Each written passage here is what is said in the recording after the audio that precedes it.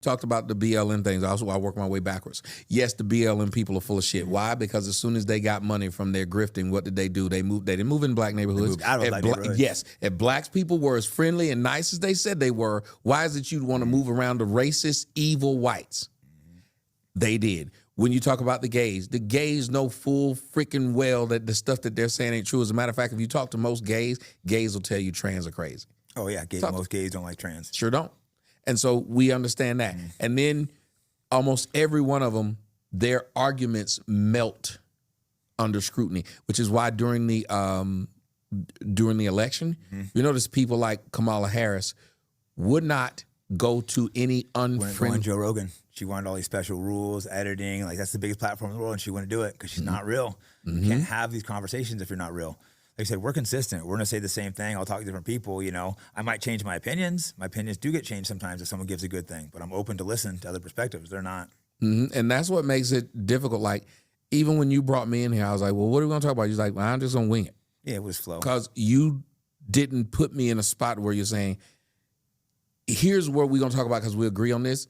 Yeah. It was like, let's talk and see where it falls. Yeah. And a lot of times here we're agreeing, but to me that's a real conversation. If we disagree, I doubt we're gonna like start fighting each other, and we're like, okay, we disagree. The hell no, I ain't fighting you. I'm like, oh yeah.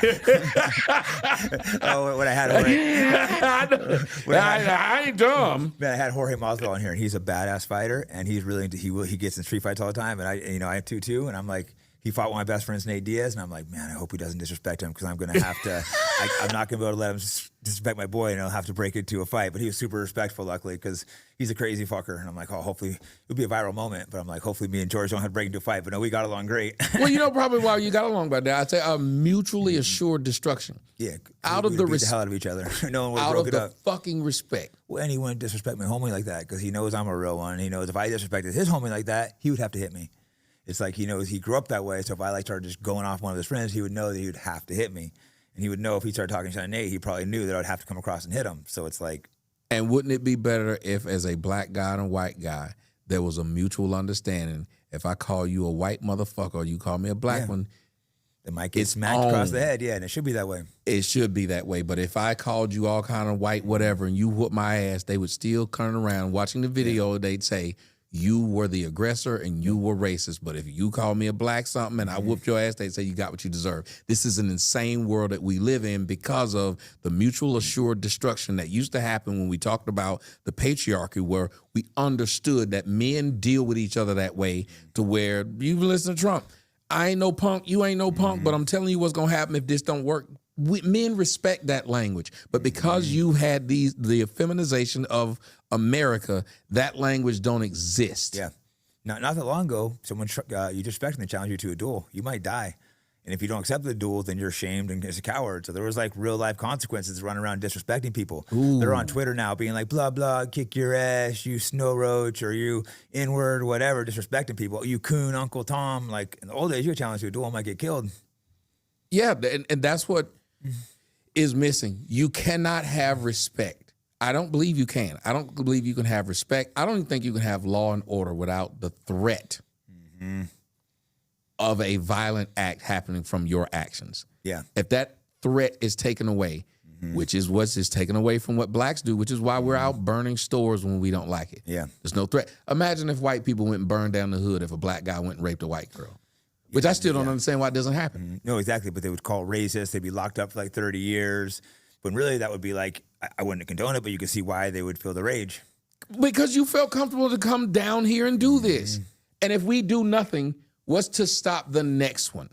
And that is what the problem is with race relations in America and I guess gender relations in America. Remember, if a woman comes in here right now, if we had a woman in here and while we were talking, we said something sexist or whatnot, and she slapped the shit out of both of us, we'd have to sit here and take it. Yeah, because you hit a girl, you're going to, especially me being a fighter, it'd be like the biggest deal ever. But if I've had girls that didn't hit me before, and I'm like, I just got to leave. If I hit them, I'm going to be a demon, blah, blah, this and that. They can just punch me as much as they want. Yep. You just look at what happened with Dana White. People looked at it. His wife hit him first. I'm not going to condone what he did, but she hit him first. Thank you. Your reaction when you get hit is to hit. Right. It's so hard not to. That's if a girl hits me, I like bounce because it's like your natural reaction is to smack back. And here's the question I ask you. Have you ever noticed when we talk to children, We tell boys you should never hit a girl regardless of what, but they never tell a girl. Never hit a man. Yeah, if you're a father, you just tell your daughters never hit a man because you know what? He might snap and beat the crap out of you. And it happens sometimes. The majority of domestic violence is usually the girl hits the man first. Yep. I was talking to the twins. One of them told me that he dealt with an abusive relationship, and simply because he's big and stuff, he had to take a big black man. They're going to be like, "You're guilty for sure." Me being a fighter, if a girl hits me back, I'm definitely you can't guilty. win. And that's how they got you. So when women know that men aren't supposed to hit them, did it make women less or more violent? More violent. Yep. I guess same thing with blacks. That's you see where I'm going. I feel like that's where you're going. Yeah, and like you see some of these DAs that are like San Francisco, Oakland. They're literally there's cases of like black guy 3 murders, 7 years. It's like, huh? What? Like in like separate murders and stuff. There was a case like that in Oakland. I'm like, this is insane. You think this guy's going to get out and be a good member of society? No, he's going to get out and kill again. Yep. And you incentivized it, especially when you start giving the excuses for why it was done. And it's always, well, there's a racial component and white people didn't give him the opportunity. And you got to understand how no, just because you grew up in a bad situation, first off, who put you in that bad situation? Your mother. Your parents, yeah. Your mother decided that she wanted to sleep with a piece of shit guy who didn't want to be around. She decided that she wanted to have children even though she was already in the projects. Why is that even a thing? Why is it that we give women money for having children in a place that we know is not conducive for them to have them? That right there is probably another factor than the decline of the black community. It happens in white areas too. I grew up in one of those poor white neighborhoods when it's happening. But these parents, they're just getting the money and they're buying drugs and alcohol most of the time. Everyone's like they're down on their luck. Like I grew up around these people. No, they're not. As soon as they get the money, the kids are hungry a lot of times. Kids would be like hungry, trying to figure out where to eat, and they get their meal one day at school because their parents did all the money with drugs. So you see that all the time. I'm sure the black community is way worse. I haven't been in the black communities, but I've seen it in the poor white communities. And I'm glad you brought that up. So you grew up poor white. I grew up poor black.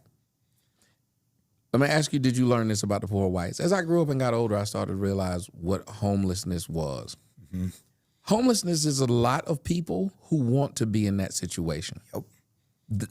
You give them some money, they take the money and go and buy a drug or whatever the vice is. They're not taking that money and getting out. They're not investing that money. They're not doing anything that would be conducive to get them out. So a lot of people who we try to say we need to throw money at the situation they're in, you're throwing good money behind bad. No, they're just throwing it away. Like I said, I've seen it with my own eyes. And even worse, the Native American or Indian reservations right there, that's really sad. And people don't know about that. They're probably worse off than the black communities. But no one talks about that because they're off, separated. And again, it's not easy solutions. Like that's why no one wants to talk about it because there is no clear, easy solution. It's like a multi-generational problem.